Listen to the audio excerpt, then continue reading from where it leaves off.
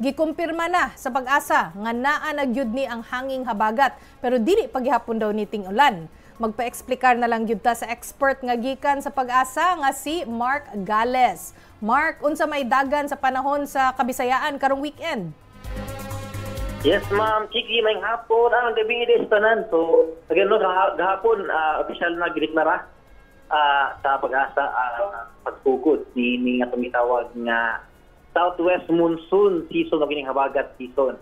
So, kaning atong habagat, so gamay gamay kalaman sa atong mga taga-Pabinaw, kining habagat no isa ni ka seasonal wind pattern o wind system. So, kasabutan ng seasonal na aray certain period sa tuig o naray mga buwan sa tuig nga kining maong habagat mo prevail. So, kining habagat nato mo prevail usually mga month of June nato na sa September and naay mga times po tay mga tuig na magsugod ni last week sa May nga na sa hinapos sa Oktubre.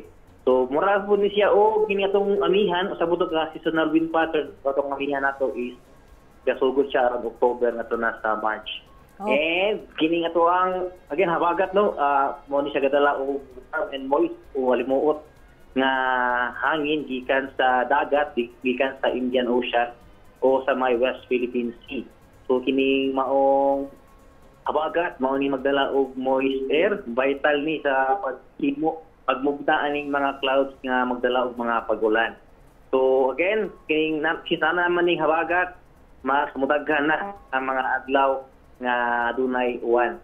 So pero wala pa gyud ta sa ato ang rainy season o kani ato ang tag-ulan, so wala pa gideklara sa Pag-asa ang pagsugod sa rainy season. Ini habagat usa ni sa mga criteria no na ato ginatan-aw before ta nakaingon na ting-ulan na para sa napatay laing gitan-aw kining mga lugar diri sa may western section sa nasod ato ni gina-monitor ginatan-aw nato ang number of days na may ulan and ang amount sa ulan na nabubo na sa sulod sa pagsunod nga 5 ka adlaw. So sa Visayas, sa mosunod na 5 ka adlaw, expecta aning generally fair weather. Doon na tayo pangunturon, usahay, butagong, nga naay mga tsansa sa mga lumalabay lang ng mga pag-uwan. Yung usahayin puyog pa ni mga pagpunong kilat. Gumikan ani mga localized thunderstorms, kiniyugan, aning habagat po. Pabor sa uwan, kininaa sa Western Visayas, yun man din po sa may Negros Island region. So Mark, kuan na gyud din no kanang murag hapit na kay ning ting-ulan kay na ako'y na istorya gabi ito taga Pag-asa sa niingon siya nga magsugod kuno og bantay aning ting-ulan in 2 weeks time. Insakto ba ang akong sabot? Yes, ma'am.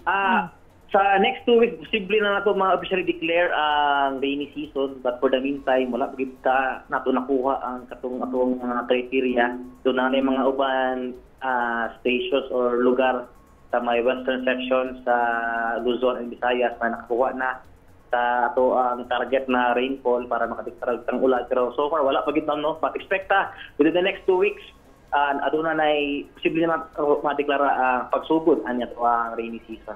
Okay, so dili na kay init day ang panahon pero maintag dili sad magbaha kay ana magyud ta diri.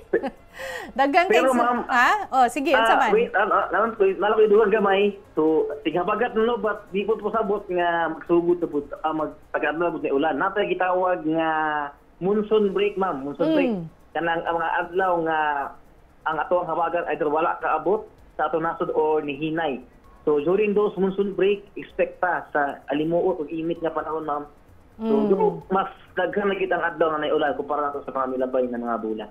Okay, daghan kayong salamat ug happy weekend kanimo Mark Gales gikan sa Pag-asa Visayas.